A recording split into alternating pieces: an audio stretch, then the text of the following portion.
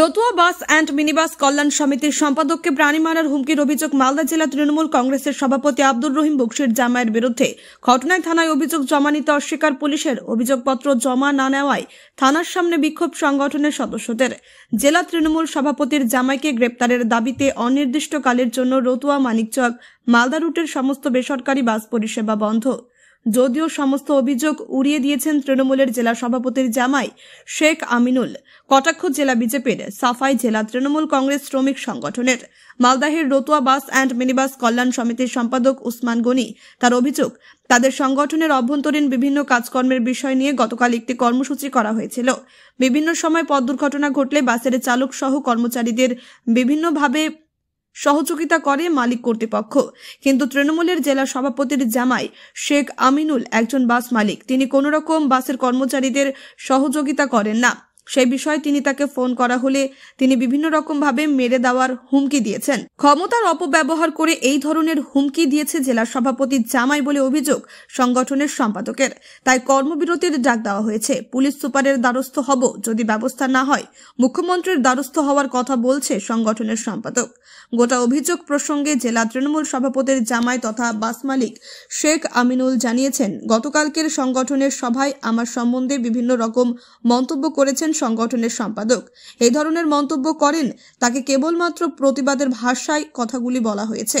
পাশাপাশি তিনি বলেন, সংগঠনের যিনি সম্পাদক তিনি বাসগুলি থেকে তোলাবাজি করছেন। আজকে থানার সামনে বিক্ষোভ দেখাচ্ছি এই কারণে, আমি Ratua bus and minibus driver কল্যাণ সমিতি সম্পাদক উসমান গনি। গতকাল রতুয়া বাস শ্রমিক সংগঠনের তরফ থেকে রতুয়ায় একটা প্রোগ্রাম ছিল, নিজস্ব কাজ বিশেষে প্রোগ্রামটা করছিলাম আমরা। তাতে একজন মালিক আমাদেরকে অন্যান্য দিক দিয়ে আমাদেরকে প্রেসার ক্রিয়েট করেছিল। তারপরে ওই পরিপ্রেক্ষিতে আমরা একটা সবাই মিলে বসে একটা ডিসিশন নিয়েছিলাম।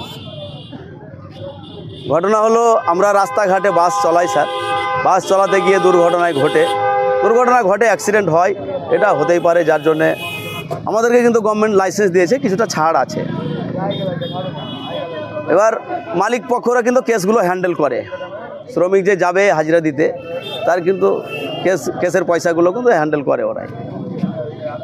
আমাদের রতুয়া 48 নম্বর বিধানসভার এক মালিক আছে, তার পরিচয় হচ্ছে মালদা জেলা সভাপতি আব্দুর রহিম বকশির জামাই শেখ আমিনুল ওরফে রয়্যাল। আমি এখান থেকে প্রোগ্রাম সেরে আমি বাড়ি যাই। আমার পাশে আরও একজন ছিল আমার সহকর্মী, ও আমাকে একটা ফোন করে আমাকে প্রাণ নাশের হুমকি দেয়, অকথ্য ভাষায় গালিগালাজ করে। আমার কাছে রেকর্ডিং আছে, সেই রেকর্ডিংটা আমি মিডিয়াকেও দিব আর মালিক পক্ষকে দিয়েছি। এবার তারা যতক্ষণ পর্যন্ত সুরাহা না করে দিচ্ছে বা তাকে অ্যারেস্ট না করছে, ততক্ষণ পর্যন্ত আমরা এই কর্মবিরতি চালিয়ে যাব। আজকে রতুয়ায় বন্ধ হয়েছে, এখান থেকে যদি কোনো কাজ না হয়, আগামীকালকে আমি এসপির কাছে যাব। এসপির কাছেও যদি কাজ না হয়, আমি নবান্নে দিদির কাছে পৌঁছাবো। কারণটা হচ্ছে, দিদির কাছে পৌঁছাবার, আমিও কিন্তু একজন তৃণমূল কর্মী 2012 সাল থেকে। যে ভদ্রলোকেরা আজকে কার গরম দেখিয়ে বা নিজের পাওয়ারের গরম দেখিয়ে এই ভাষা যে বলছে, যে কোনো মুহূর্তে ও আমাকে অ্যাটাক করে দিতে পারবে। আমি কিন্তু 12 সাল থেকে তৃণমূলটা করি, ওর অনেক আগে থেকে আমরা তৃণমূলটা করি। আমি রতুয়া ব্লকের প্রেসিডেন্ট আছি, ওর পাওয়ার এখন ওর আছে। ও হ্যাঁ, থানায় কমপ্লেন করেছি। থানায় কমপ্লেন করতে গিয়ে থানার অফিসাররা বলল, আমরা স্যার যে সাধারণ মানুষ একটা কমপ্লেন করতে যাব, আমাদের কাজ হওয়া কমপ্লেন দেওয়া, থানার জিডি অফিসারের কাজ হলো কমপ্লেনটা নিয়ে নেওয়া, কিন্তু সেইটা হলো না। এখানে রাখেন, মেজবাবু আসছে, মেজবাবুর সাথে আগে কথা বলেন, আর কোনো বাবু আসছে ওর সাথে আগে কথা বলেন, তারপরে রিসিভ করে দিব। এটাই স্যার বুঝতে পারলাম না কী জন্যে বলছে এটা তো সারা ভারতবর্ষের কোনো রুলসে আমি দেখছি না, বা সংবিধানে দেখছি না যে এইরকমভাবে বলে। তাহলে আমি একটা জিডি করতে গেলাম, এবার আমাকে যদি বলে যে মেজবাবু আসুক, আইসি সাহেব আসুক, ওর সাথে আলোচনা করব, তারপরে রিসিভ করে তারপরে জিডিটা রিসিভ হবে, তাহলে সাধারণ লোক যে কেস করতে আসবে, যদি মারপিট হয়, যদি রাস্তায় মারপিট হয়, কোনো দুর্ঘটনা ঘটে, থানায় যে একটা দ্বারস্থ হবে, প্রশাসনই তো আমাদের সুরক্ষা দিবে। তো প্রশাসনই যদি বলে যে দাঁড়ান, কার বিরুদ্ধে কমপ্লেন করেছেন, কেন করলেন, এই নামটা কেন দিলেন, এই নামটা দিতে হতো না। গতকালকে ওরা একটা মিটিং ডেকেছিল ওসমান আলী, আমি যদিও বাস মালিক, ওনার অন্য কেউ, হ্যাঁ, মিসেসের নামে গাড়ি, তো ওদের মিটিং ডাকা, গাড়িকে যে মাঝে এর আগেও বিগত কয়েক বছর আগে, মানে এক বছর আগে মাঝে মধ্যে গাড়ি বন্ধ করে যে কোনো মিটিং, খাওয়ার প্রোগ্রাম হুট করে গাড়ি বন্ধ করে দেওয়া, কিছু স্টাফদের মধ্যে গণ্ডগোল, গাড়িকে হুট করে বন্ধ করে দেওয়া, যাত্রী পরিষেবাকে ব্যাহত করে দিয়ে, তো এগুলো তো আমরা মানলেও ঠিক আছে, মিটিং করতেই পারে, কোনো সমস্যা হতে গেলে আলোচনা করতেই পারে। আমরা বলেছিলাম যে রাত্রি 8টার পরে করুন, আমি স্টাফকে বললাম দিয়ে দিয়ে, এবং তোমাকে আমি ভিডিও এই কল রেকর্ডিংটা শুনিয়েছি, তুমি শুনতে পেয়েছো, আমার কাছে আছে, প্রয়োজন হলে তুমি নিতেও পারো। আবার এর আগে যে স্টাফটা গাড়ি চালাচ্ছিল, এর আগে এবার হেনস্থা করেছিল বলেছে আমবাজারে, সে কথাটা তুমি শুনলা নিজের এতে। আমার মানে সত্যি মিথ্যা বলার কোনো ব্যাপারটাই না এখানে, শুধু আমি তোমাকে ভিডিও, আমার স্টাফও বলবো যে দাদা ওসমান 100 টাকা করে নিজে খাওয়া যাবে, সবাই গাড়ি বের করলে গাড়ি বের।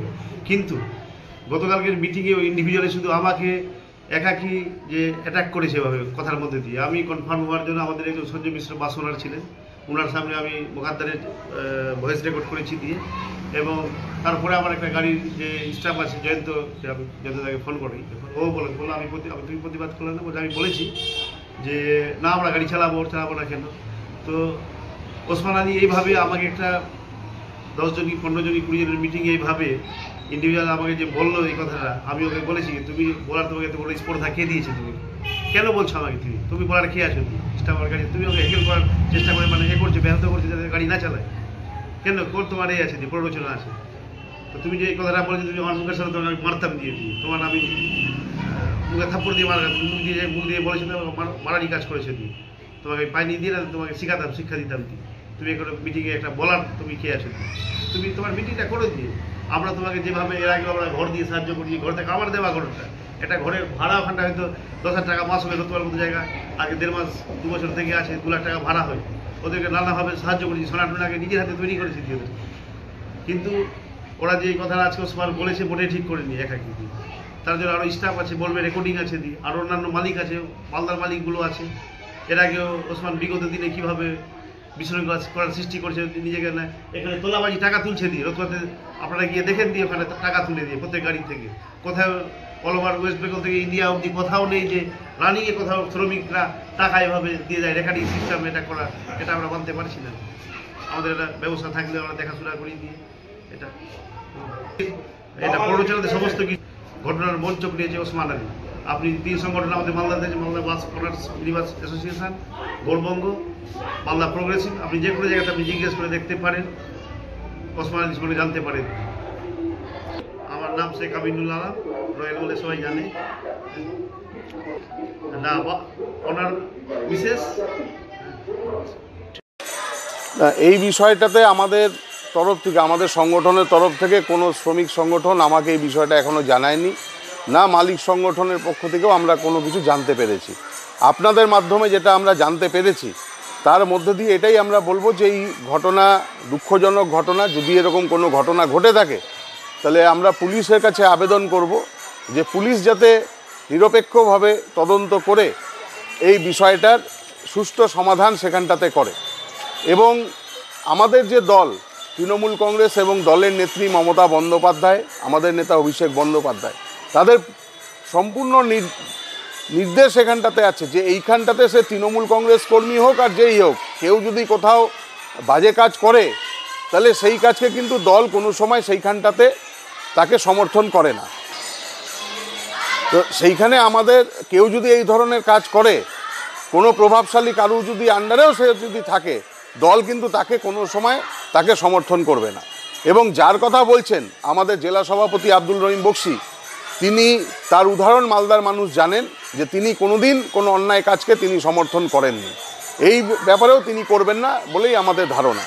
তবে এখানটাতে আমরা বলবো যে যদি কোথাও মালিক এবং শ্রমিক সংগঠনের মধ্যে ভুল বুঝাবুঝি থাকে, সেইটা প্রশাসনের উচিত দুই পক্ষকে নিয়ে বসে দ্রুত সমাধান করে আগে যাত্রী পরিষেবাটাকে সেখানটাতে চালু করা। বিজেপি তো সব কিছুতেই গোষ্ঠী কন্দল দেখতে পায়। আসলে বিজেপি সমাজে সব কিছুতেই তৃণমূলের জুজু দেখে। তো এটা বিজেপি কি বললো আর বিজেপি কি ভাবলো তাতে তৃণমূল কংগ্রেসের কিছু এসে যায় না।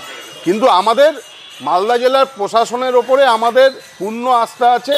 প্রশাসন নিশ্চিতভাবে বিগত দিনে এর থেকে অনেক পরিস্থিতিকে সামাল দিয়েছে। এটাও আপনি দেখবেন যে আজকের মধ্যেই প্রশাসন সেটাকে সমাধান করে দেবে। এই ব্যাপারে আপনার মতামত কি?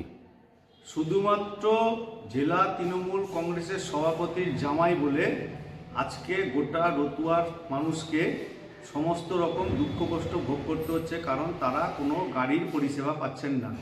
ছোটোখাটো বিবাদ, যে সমস্ত কন্ট্রাক্টর, ড্রাইভার, অ্যাসিস্ট্যান্ট তারাও তৃণমূল কংগ্রেস করে, কিন্তু তাদের কথা না শুনে সাধারণ মানুষকে বিপদে ফেলার একটাই লাইসেন্স, সেটা হলো জেলা তৃণমূল কংগ্রেসের সভাপতি রহিম বক্সির জামাই। সেই জন্য এখন পর্যন্ত পুলিশ প্রশাসন কোনো রকম দরখাস্ত তাদের কাছ থেকে নিচ্ছে না, কোনো রকম কাগজপত্র নিচ্ছে না, এবং যে ব্যক্তি থ্রেট দিচ্ছে তাকেও পুলিশ প্রশাসন কোনো রকমভাবে গ্রেপ্তার করছে না কিংবা তার বিরুদ্ধে ব্যবস্থা নিচ্ছে না। কারণ গোটা পশ্চিমবঙ্গে একটাই আছে, আমরা তৃণমূল কংগ্রেস করি, আমরা তৃণমূল কংগ্রেসের কারো জামাই, কারো ভাস্তা, কারো ভাই, কারো ভাতিজা। সেই জন্য এই অবস্থা পশ্চিমবঙ্গ জুড়ে চলছে। অবিলম্বে পুলিশ যদি গ্রেপ্তার না করে এই সমস্ত ব্যক্তিকে, তাহলে ভারতীয় জনতা পার্টি রতুয়াতে ব্যাপক বিক্ষোভ করবে এবং অন্যায় যারা করেছে তাদের বিপক্ষে রাস্তায় দাঁড়িয়ে অবরোধ তোলার জন্য চেষ্টা করবে। মালদা থেকে পরিতোষ সরকারের রিপোর্ট, কুলিক নিউজ।